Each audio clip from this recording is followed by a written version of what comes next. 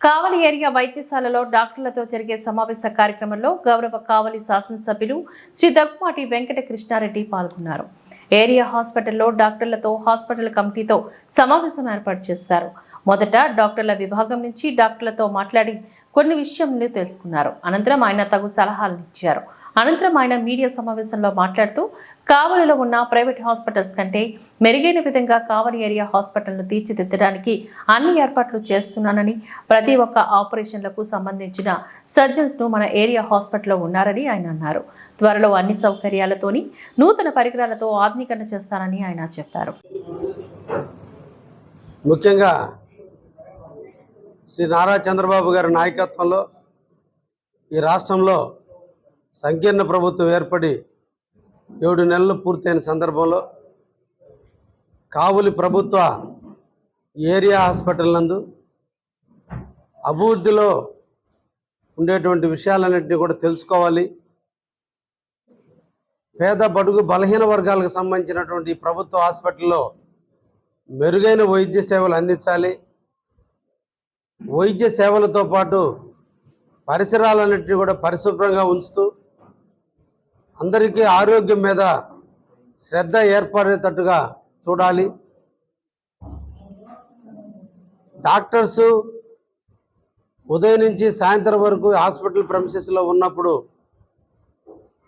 వాళ్ళకు ఉన్నటువంటి రూమ్స్ కావచ్చు, వాటికి సంబంధించిన శానిటేషన్ కావచ్చు, ఇవన్నీ కూడా ఎలా ఉన్నాయి, ఏం చేయాలనే దాని మీదన ఈ రోజున నేను గెలిచిన తర్వాత మొట్టమొదటి ప్రోగ్రాంగా ఇంట్రడక్షన్ కార్యక్రమం నిర్వహించడం జరిగింది. అందరూ డాక్టర్లు, స్టాఫ్ నర్సు అందరితో కూడా పరిచయం చేసుకోవడం కూడా జరిగింది.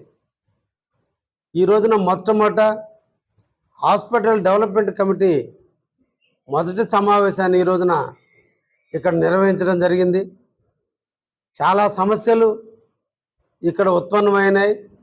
వీటన్నిటిని కూడా పరిష్కరించే దశలో ఈ రోజున మేమందరం కూడా పేదవారికి మెరుగైన వైద్యం అందించాలంటే ఏం చేయాలి, ఈరోజు రోజువారీగా ఓపీ ఎంత ఉంది, ఇంకా ఎక్కువ మందిని ఈ హాస్పిటల్కి పరిచయం చేయాలి. ఎక్కువ మంది ప్రైవేట్ హాస్పిటల్కి పోకుండా గవర్నమెంట్ హాస్పిటల్కి వచ్చి మెరుగైన సేవలు అందించుకోవాలంటే ఏం చేస్తే బాగుంటుంది అనేటువంటి విధి విధానాల మీద ఈ రోజున మా బోర్డు తీర్మానాలు కూడా చేయటం జరిగింది.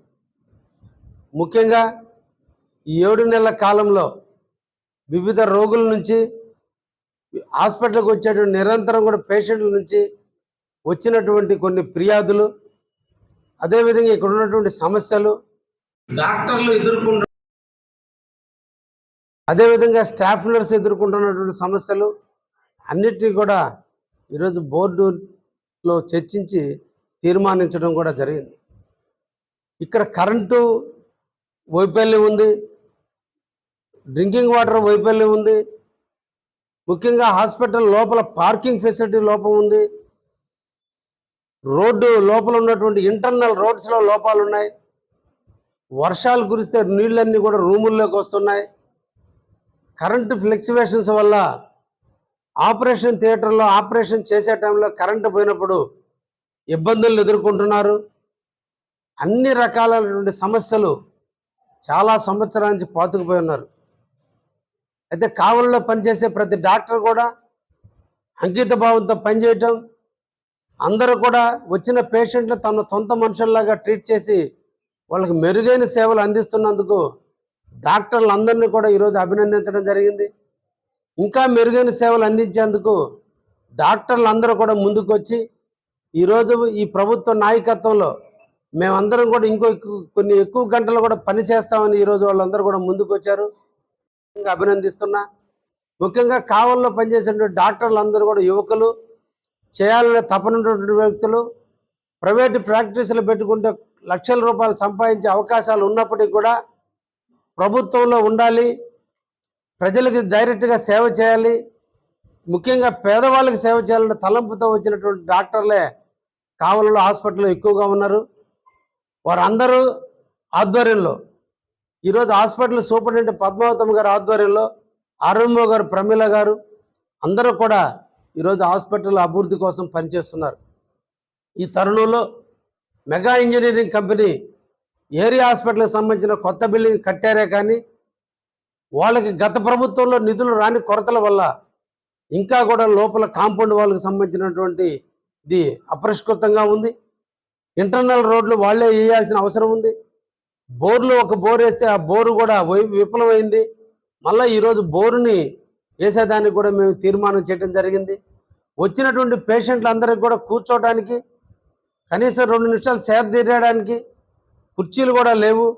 డాక్టర్లు కూడా ట్రీట్మెంట్ చేస్తున్న డాక్టర్లు కూడా కనీసం చైర్స్ లేనటువంటి పరిస్థితి ఉందని చెప్పి బోర్డు దృష్టికి తీసుకురావడం జరిగింది. అతి తొందరలోనే కమిటీ ఆధ్వర్యంలో ఆ కుర్చీలన్నింటినీ కూడా తీసుకురావాలి. అదేవిధంగా ఆర్ఓ ప్లాంట్లను ఏర్పాటు చేయాలి. ఈ హాస్పిటల్లో ఒక క్యాంటీన్, టీ క్యాంటీన్ ఏర్పాటు చేస్తే బాగుంటుందని చెప్పడం జరిగింది. దాన్ని కూడా ఈ రోజున మేము బోర్డు తీర్మానంలో ఆమోదించడం జరిగింది. డాక్టర్లు కూడా వాళ్ళు డ్యూటీలో ఏ టైం ఉంటే ఆ టైం వచ్చిపోవాలి. వాళ్ళ వెహికల్స్ ఎక్కడ పెట్టుకోవాలి, అంబులెన్స్ వచ్చినప్పుడు, ఎమర్జెన్సీ వచ్చినప్పుడు బళ్ళు అడ్డంగా ఉన్నాయని చెప్పి అంబులెన్స్, ఎమర్జెన్సీగా రావాల్సిన అంబులెన్స్ రావడంలో కొంత విఫలం చెందుతున్నామని చెప్పి ఈరోజు కమిటీ తీర్మానం దగ్గరికి తీసుకురావడం జరిగింది. కాబట్టి ఇక్కడ ఉన్నటువంటి పార్కింగ్ని రెండు రకాలుగా విభజించి డాక్టర్స్, హాస్పిటల్కి సంబంధించిన అధికారులు అందరూ కూడా ఒక ప్రాంతంలో పార్కింగ్ చూపించేటట్టు, బయట నుంచి వచ్చినటువంటి అందరూ కూడా పేషెంట్లు కూడా మొదట్లోనే పార్కింగ్ సౌకర్యాన్ని కూడా ఏర్పాటు చేసి అక్కడ సెక్యూరిటీ గార్డ్ ఆధ్వర్యంలో లోపలికి బళ్ళు కూడా ఏవి రానికుండా ఉండేటట్టు, హాస్పిటల్ ప్రాంగణంలో హారన్స్ కొట్టడం, బైకులు స్పీడ్గా పోవడం ఇవన్నీ కూడా జరుగుతున్న దృష్టికి తీసుకురావడం జరిగింది. వాటన్నిటిని పరిష్కరించే దిశగా కూడా ఈరోజు నిర్ణయాలు తీసుకోవడం జరిగింది. కావలలో ఆరోగ్యశ్రీని వాడుకోమని ఈ ప్రాంత ప్రజలందరూ కూడా ఆరోగ్యశ్రీ కింద ఇక్కడ దాదాపు మనకు అందరూ కూడా సర్జన్స్ ఎక్కువ మంది ఉన్నారు. అందువల్ల అందరూ కూడా ఆపరేషన్లు చేస్తున్నారు. ఆరోగ్యశ్రీ కింద ఈరోజు వాళ్ళకి అన్నిటి కూడా ఖర్చులు కూడా ప్రభుత్వాలే భరిస్తున్నాయి. కాబట్టి ఆరోగ్యశ్రీని సద్వినియోగం చేసుకునేటట్టుగా ఇంకా మెరుగైనటువంటి సేవలు అందించే విధంగా ముందుకు పోయేటట్టుగా కూడా ఈరోజు బోర్డు తీర్మానం చేయడం జరిగింది. కావలి గవర్నమెంట్ హాస్పిటల్ అదృష్టం, గతంలో ఇక్కడ షాపింగ్ మాల్ ఏర్పాటు చేశారు. ఈ షాపింగ్ కాంప్లెక్స్ మీద నెలకి దాదాపు 3 లక్షల రూపాయల దాకా రెంట్లో వచ్చేటువంటి అవకాశం ఉంది. అయితే ఏ ఒక్క నాయకులు కూడా దీని మీద చర్యలు తీసుకున్న కారణాల వల్ల ప్రభుత్వ అధికారులుగా వచ్చిన సూపరింటెండెంట్లు, ఆర్ఎంఓలు డెసిషన్ తీసుకోవడంలో ఇబ్బందులు పడిన కారణాల వల్ల ఎప్పటి నుంచో ఉన్నటువంటి ఓల్డ్ రేట్ల మీద ఈ రోజుకి షాపులు ఉన్నాయి. ఈ షాపుల మీద వచ్చేటువంటి రెంట్తోనే కావలి నియోజకవర్గంలో ఉన్నటువంటి ఈ హాస్పిటల్లో అన్ని మెరుగైన సదుపాయాలు కల్పించే దాంట్లో ఎప్పుడైనా ఆపరేషన్ థియేటర్కి కావాల్సినటువంటి వస్తువులు దొరకకపోతే ఇమీడియట్గా కొనేదానికి కూడా ఆ నిధులు వెచ్చించేదానికి అవకాశం ఉంది. కాబట్టి నిన్నటి రోజునే నేను వాళ్ళందరూ కూడా డైరెక్షన్ ఇవ్వడం జరిగింది. హాస్పిటల్కి సంబంధించిన షాపుల్లో ఆంగళ్ళు పెట్టుకొని బతుకుతున్నటువంటి కాంట్రాక్టర్లుగా ఉన్నటువంటి ఎవరైతే ఉన్నారో గత 3-4 సంవత్సరాలుగా కూడా రెంట్లు కట్టకుండా ఇబ్బందులు పెడుతున్నారు. ఎట్టి పరిస్థితుల్లో వాళ్ళందరూ కూడా పోయి తెలపండి, అందరూ రెంట్లు పే చేయాలి, లేని పక్షంలో తాళాలు వేస్తామని చెప్పమన్నాను. నాకు ఎటువంటి అభ్యంతరం కూడా లేదు. ఇది ప్రభుత్వ సొమ్ము. అందరూ కూడా రెంట్లు తీసుకున్నటువంటి వాళ్ళందరూ కూడా మళ్ళీ సబ్ కాంట్రాక్టర్లకు ఇచ్చి ఈ రోజున సబ్లీజులకు ఇచ్చి ఎక్కువ రేట్లు కలెక్ట్ చేస్తూ ప్రభుత్వానికి చెల్లించాల్సినటువంటి రెంట్లు కట్టని కారణాన ఈ రోజున వాటన్నిటిని తొందరలోనే సీజ్ చేసే కార్యక్రమానికి కూడా ఈరోజు బోర్డులో తీర్మానం చేయడం జరిగింది. ఈ సందర్భంగా షాపులు తీసుకున్న కౌలుదారులందరూ కూడా మీ ద్వారా కూడా తెలియజేస్తున్నా, రేపటి సాయంత్రం లోపల అందరూ కూడా రెంట్లు కట్టి అందరూ కూడా రసీదులు పొందనైతే మీ షాపులు మీరు యథాతథంగా నిర్వహించుకోవడానికి మా బోర్డుకి కానీ మా హాస్పిటల్ యాజమాన్యానికి కానీ ఎవరికి ఇబ్బంది లేదు. ఎవరైతే రేపు సాయంత్రం లోపల బాకీలు ఉంటారో వాళ్ళ షాపులన్నింటినీ కూడా పోలీస్ సమక్షంలో తాళాలు వేయబట్టు జరుగుతుందనే విషయాన్ని కూడా ఈరోజు బోర్డులో తీర్మానం చేయడం జరిగిందనే విషయాన్ని కూడా తెలియజేస్తున్నా. కాబట్టి షాపుకు సంబంధించినటువంటి లీజు హోల్డర్స్ అందరూ రేపటి సాయంత్రం లోపల రెంట్లు కడతారని ఎదురు చూస్తూ మా స్టాఫ్ కూడా ఎదురు చూస్తున్నారు. 15 లక్షల రూపాయలు ఇంకా బాకీలు ఉంటే ఈ రోజుకి 4 లక్షల రూపాయలు ఏదో కట్టినట్టున్నారు. ఇంకా రేపటికి 24 గంటల టైం ఉంది. 24 గంటల్లో వాళ్ళు కూడా రెంట్లు కడితే బాగుంటుందని కూడా ఇప్పటికే మా కమిటీలో 29 లక్షల రూపాయల నిధులు ఉన్నాయి. అదేవిధంగా వాళ్ళు కానీ కడితే ఇంకొక 11 లక్షల రూపాయల నిధులు వస్తాయి. ఈ 40 లక్షల రూపాయలతో కూడా విండోలు కానీ, అదేవిధంగా డోర్లు కానీ, కర్టన్స్ కానీ, రూముల్లో ఫ్యాన్లు కానీ, ఏసీలు కానీ, లైట్లు కానీ నైట్ టైం పార్కింగ్ ప్లేసుల్లో లైట్లు కానీ అన్నిటినీ వేసుకోవడానికి ఈరోజు నిజంగా ప్రజలు వస్తే యూరిన్లు పోవడానికి కూడా టాయిలెట్లు దుర్గంధభరితమైనటువంటి పరిస్థితుల్లో ఉంది. వాటికి కూడా ఈరోజు తీర్మానాలు చేయడం జరిగింది. తొందరలోనే ఆ టాయిలెట్స్ అన్నిటిని కూడా మరమ్మతులు చేసి వాటన్నిటికీ ఒక మనిషిని పెట్టి ఎప్పటికప్పుడు క్లీన్ చేసి హైజీనిక్గా ఉండేటట్టుగా కూడా ఈ టాయిలెట్లు అన్నిటి కూడా చేసే బాధ్యత కూడా కమిటీనే అప్పచెప్పడం కూడా జరిగింది.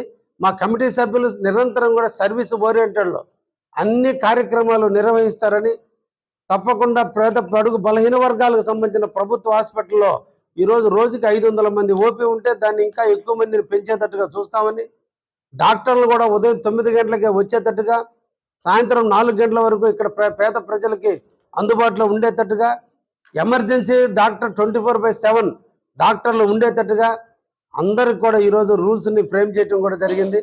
వాళ్ళు మేము కలిసి పేదలకు అందుబాటుగా ఉండి పేదలకు ధైర్యాన్ని ఇస్తూ పేదలకి అండగా ఉంటూ ఏ ఒక్క మానసిక సమస్య రాకుండా సమస్యలను పరిష్కరించే దాంట్లో ఈ బోర్డు కూడా పనిచేస్తుందని, దీనికి అందరూ కూడా సహకరించాలని మీ ద్వారా అందరినీ కూడా కోరుకుంటూ, ఈ నూతన సంవత్సరంలో మొదటి శకానికి ప్రారంభమైనటువంటి ప్రభుత్వ హాస్పిటల్ ప్రక్షాళన తప్పకుండా మంచి రిజల్ట్ ఇస్తుందన్న ఆశతో ముగిస్తున్నా. ధన్యవాదాలు. Thank you.